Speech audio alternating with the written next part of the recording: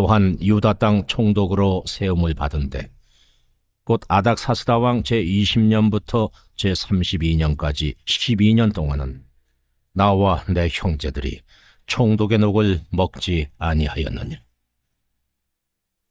나보다 먼저 있었던 총독들은 백성에게서 양식과 포도주와 또 은 40세겔을 그들에게서 빼앗았고 또한 그들의 종자들도 백성을 압제하였으나 나는 하나님을 경외함으로 이같이 행하지 아니하고 도리어 이 성벽 공사에 힘을 다하며 땅을 사지 아니하였고 내 모든 종자들도 모여서 일을 하였으며 또 내 상에는 유다 사람들과 민장들 150명이 있고 그 외에도 우리 주위에 있는 이방 족속들 중에서 우리에게 나아온 자들이 있었는데 매일 나를 위하여 소 1마리와 살진 양 6마리를 준비하며 닭도 많이 준비하고 열흘에 한 번씩은 각종 포도주를 갖추었나니 비록 이같이 하였을지라도 내가 총독의 녹을 요구하지 아니하였음은 이 백성의 부역이 중함이었더라.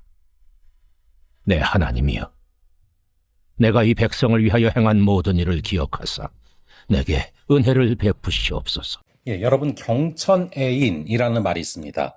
하늘을 공경하고 사람을 사랑한다라는 말인데요. 오늘 본문 속의 느헤미야가 바로 그런 사람이죠. 그리스도인들은 세상 사람들과 다르게 살아야 됩니다. 그 이유는 그리스도인의 신분 때문인데요. 그리스도인은 하나님의 자녀로서 하나님의 영광을 위해 살아가는 사람들입니다. 믿음을 증거하는 삶이죠. 삶으로 드러나는 믿음이 진짜 믿음입니다. 그런 측면에서 느헤미야는 진실한 지도자죠. 그가 삶으로 증명하는 믿음의 내용을 함께 살펴보면요. 느헤미야는 페르시아 아닥사스다 왕에 의해서 유다 땅 총독으로 세워진 사람이죠. 그는 총독의 직무를 수행하는 12년 동안 마땅히 받아야 될 급여를 받지 않습니다. 당시 총독은 직무 수행을 위한 경비, 음식을 충당하기 위해 세금을 징수할 권한이 있었지만 그런 권리를 행하지 않았다라는 것입니다.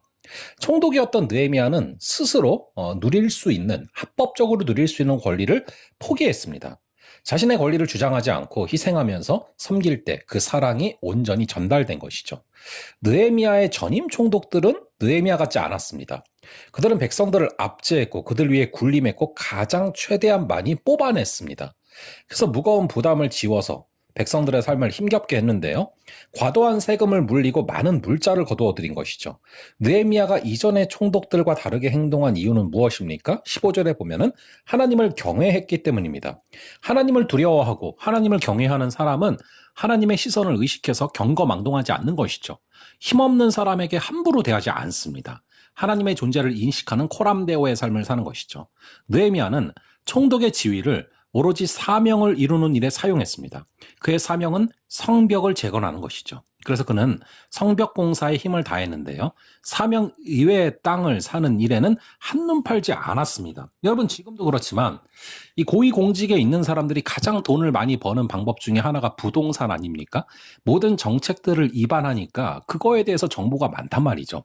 하지만 이 느헤미야는 고위공직에 있음에도 불구하고 이 부동산에 손을 대지 않았고 땅을 사는 일에 한눈 팔지 않았다는 것입니다. 성도의 인생의 목적은 하나님이 주신 사명을 이루는 것이죠. 사명을 이루는 일에 집중하면 다른 데 한눈 팔 시간이 없어집니다. 성도는 하나님이 허락하신 환경과 조건을 그분이 주신 사명을 이루어가는 데 사용해야 됩니다. 느헤미야는 총독의 임무를 수행하는 데 소홀함이 없었습니다. 오히려 자신의 재물로 식탁에서 함께 먹는 사람들을 섬겼죠. 손님을 대접하는 데 필요한 음식의 양이 상당히 많았습니다. 그런데 여기 보면요, 정말 다양한 음식들을 준비했고요. 그래서 이렇게 그럼에도 불구하고 느헤미야는 백성에게 부담을 주지 않기 위해서 녹을 요구하지 않았다라는 것입니다. 그는 직위를 통해서 이익을 챙기는 데 관심을 갖지 않고 오히려 많은 일을 섬겼습니다.